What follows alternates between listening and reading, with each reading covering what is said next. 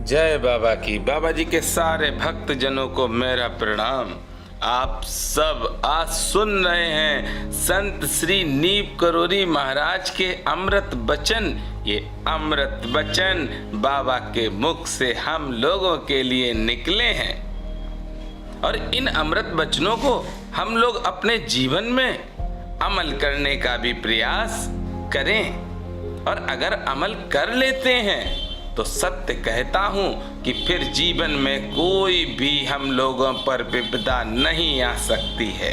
ना ही हम कभी परेशान हो सकते हैं, ना ही हम कभी विचलित हो सकते हैं। चलिए आप मेरे साथ पूरे अमृत वचनों को सुने। पहला, राम भी चले गए, कृष्ण भी चले गए, हम भी चले जाएंगे पर मरेंगे नहीं। दूसरा, राम का नाम मन में इस तरह रखो जैसे बैंक में पैसे रखते हो। तीसरा, गुरु के अंतर ध्यान हो जाने पर गुरु स्थान ही गुरु स्वरूप हो जाता है। चौथा, याद करने से हम आ जाते हैं। पांचवा, जो हमारी तस्वीर के सामने होता है हम उसकी हर बात सुनते हैं। छठा, राम का नाम लेते रहो, भले ही बेमन से लो। एक दिन ऐसा आएगा कि राम का नाम स्वतः ही मुख से निकलने लगेगा।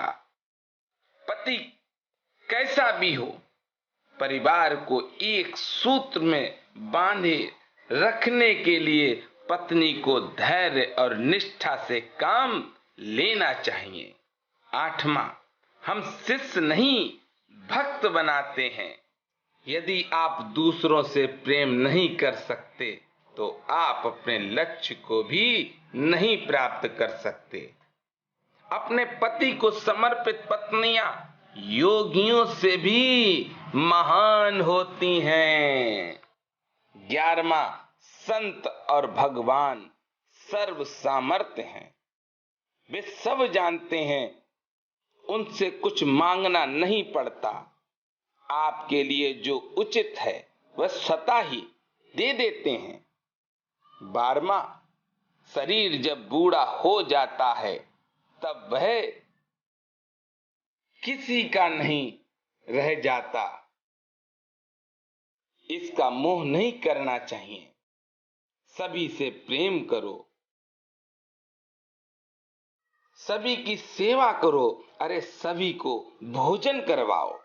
14वां, धन दूसरों की मदद के लिए उपयोग करना चाहिए। 15वां, शरीर एक प्रेतयान है, हर किसी को मरना है। व्यक्ति रोता है स्वार्थ और मोह के कारण, मरने वाला भी अपने परिवार के लिए रोता है। 16वां, दाह संस्कार से आत्मा की पुनः शरीर धारण करने की इच्छा खत्म हो जाती है। 17वां, जो अपने सारे कार्य ईश्वर को समर्पित करते हैं उनके सारे कार्य स्वयं हो जाते हैं। 18वां, अपना आत्मबल बढ़ाओ, सब काम बनते चले जाएंगे। 19वां, मैं किसी के अधिकार में नहीं हूं। 20वां, मैं सभी का गुरु हूं। 21वां, संपूर्ण संसार मेरा पुत्र है, हम संसार के पिता हैं। 22वां, हमारा अस्तित्व सिर्फ दूसरों की सेवा के लिए है। 23वां, हमारे पास कोई शक्ति नहीं है, हम कुछ नहीं जानते। जो भी करना है, जो भी कहना है हनुमान जी से कहो, हम सिर्फ हृदय परिवर्तित करते हैं। 25वां, एक संत की नजर सदैव उनके अंतर ध्यान में या प्रभु चिंतन में केंद्रित रहती है। यदि वह एक पल भी इससे दूर होता है तो वह अपनी पवित्रता खो देता है। आप सब इन अमृत वचनों को सुन रहे हैं और इस वीडियो को ज्यादा से ज्यादा शेयर भी करें। 26वां, हमारा इस जन्म में उन्हीं लोगों से संजोग होता है जिनसे हमारा संबंध किसी ना किसी रूप में पूर्व जन्म में रहा हो, और इस संजोग की एक अज्ञात पर निश्चित अवधि होती है, अंत में वियोग हो जाता है। 27वां, जिस तरह श्रद्धा के बिना कोई मूर्ति पत्थर मात्र है, जिस तरह मंदिर दीपक के बिना अधूरा है, उसी प्रकार मानव भजन और सेवा के बिना पूर्ण नहीं है। 28वां, सत्य की खोज में मोह सबसे बड़ी बाधा है। 29वां, काम, लालच, गुस्सा और मोह ये सब नरक के रास्ते हैं।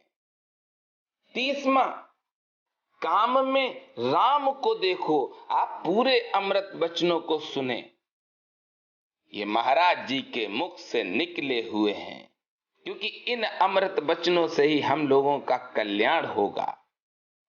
31वां, सभी महिलाओं को मां के समान समझो, सभी की सेवा अपनी मां की तरह करो। संपूर्ण संसार को मां रूप में देखोगे तो अहंकार नष्ट हो जाएगा। 32वां, न मेरा कोई गुरु है, ना ही किसी को अपना शिष्य बनाता हूं। 33वां, साक्षात्कार के लिए लगन लगाना बहुत आवश्यक है।